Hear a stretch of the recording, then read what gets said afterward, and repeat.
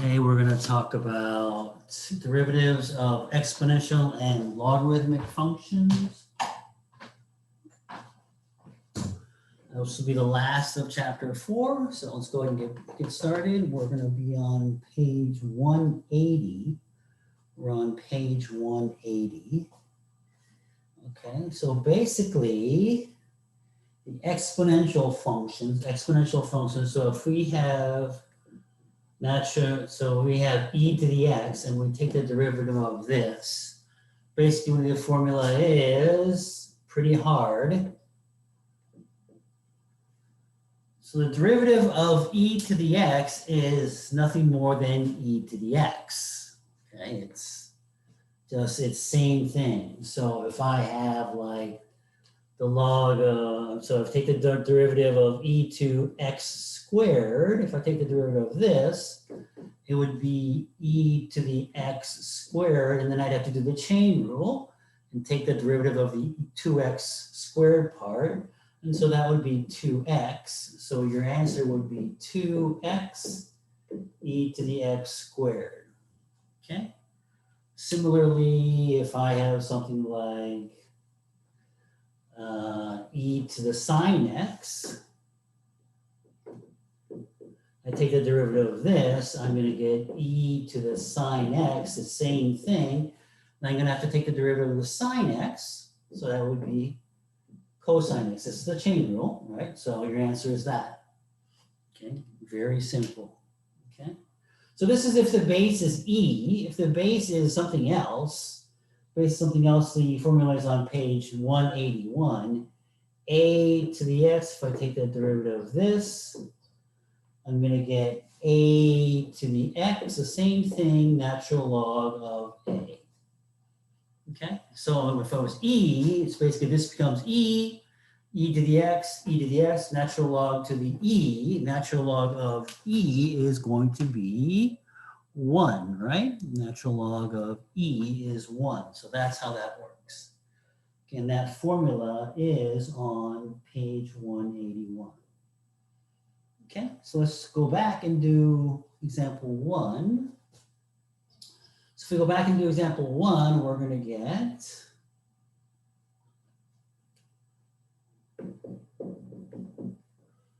example 1, e to the x plus x squared, and I want to take the derivative of this.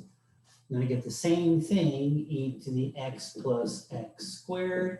Then I do the chain rule and take the derivative of what's in here, which is going to be 1 plus 2x. So that's the answer. Okay, that would be example number 1. Let's do example number 2.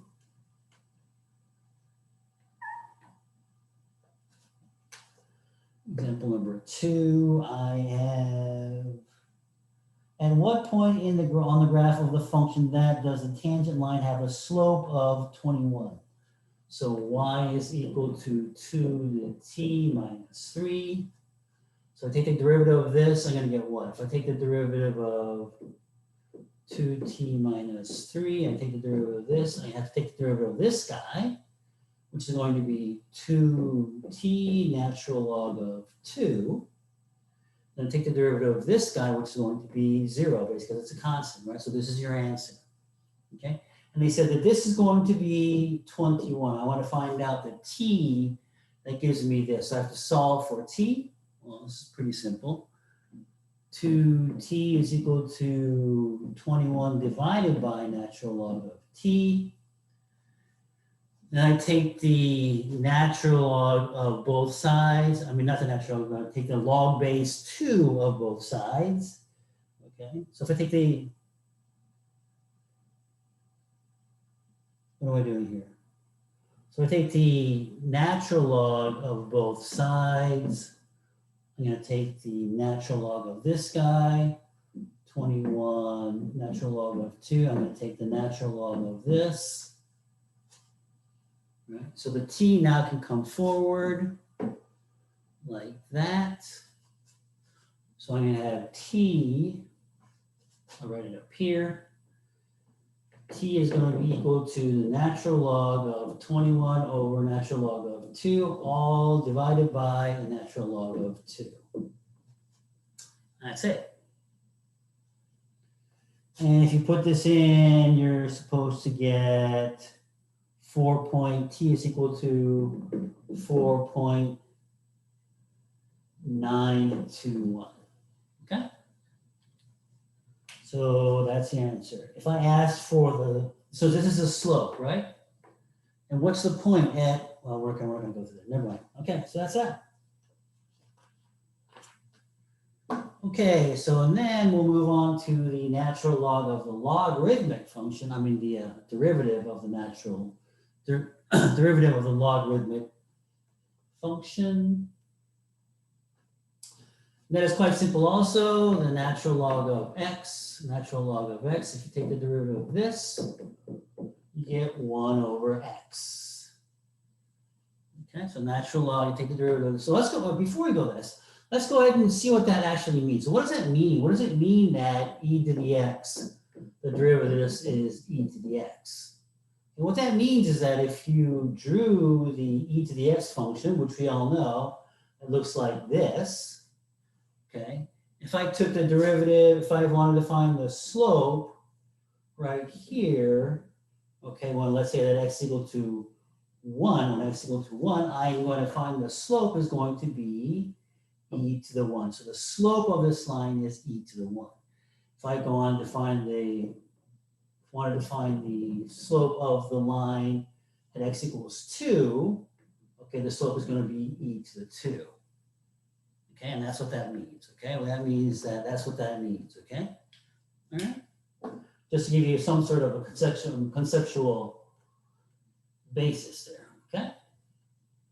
So so we said that natural log of x. When I take the derivative of that, I'm going to get 1 over x. Okay, 1 over x. All right. And if you take if I have the derivative of log base a, so if I have a log base a to the x, I take the derivative of this, page 183 shows us that the answer is going to be x log of x. Okay? And that is on page 183. There's a green box there. Shows you how to do that. Okay, so that's that. Let's do example number 3.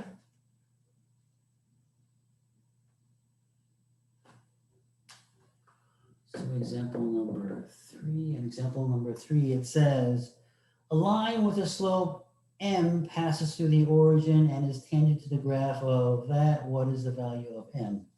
Okay, so I'm going to have basically, this is y is equal to natural log of x. I'm trying to find the slope that goes through here, right? So it goes through the origin, right? It goes through the origin. I want to find the tangent line. I want to find the slope of that, okay? So to find that, what do I get? Here, okay, let's say that it's at point A. If it's point A, this is going to be A and a natural log of A, right? Because it's on this function here, right here, right? Okay, so the slope is going to be what? What's the slope here? The slope is between this and this point here. It goes to the origin, right? 0. So it's going to be natural log of A over A. Okay? And I want to find that. And so this is going to be equal to what? This is going to be equal to, since the slope, I know that it's going to be the derivative of this. The derivative of this is going to be 1 over x, and it goes through A, so it's going to be 1 over A. Right? So these guys cancel out, and I have natural log of A is going to be equal to 1. So I do the trick that we know, and that's going to be put the e underneath both of them. So e to the natural log of a is basically a. So a is going to be equal to e. So a is going to be equal to e. So that's the point. So the point here is going to be what? The point here is going to be e natural log of e, which is 1. Okay? What am I trying to find? What is the value of m? So m was what? M was natural log of a. Well, I can go from here, right? So it's going to be 1 minus 0 over e minus 0 is going to be e, right? Let's see, so m is going to be equal to 1 over e basically, right? So the slope is going to be 1 over, since x was e, it'll be 1 over e. Okay, again, so, well, let's do example number 4 first. Let's do example number 4 first, and then we'll do a summary.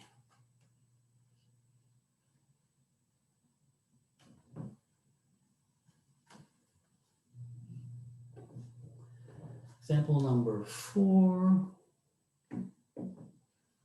Example number 4, find dy dx if I have log a to the sine x. So if I take the derivative of this, I'm going to get what? The equation is 1 over a log of, or natural log of a. Natural log of a, then I have to take the derivative of this guy again. So what is sine x?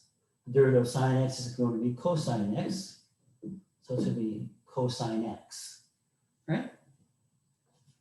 So if we do that,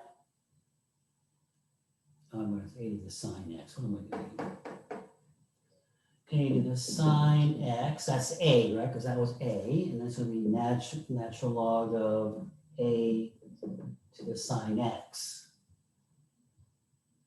Okay, so what do I have here? So I do that, natural log of a, we're right here. Okay, so how am I gonna go ahead and reduce this? I'm going to reduce this by saying, whoa, okay, time out. Start from the beginning. Okay, let's look at page 183 in the middle of the green box. Let's just follow the green box, okay? So u is equal to what? In this part, what is u?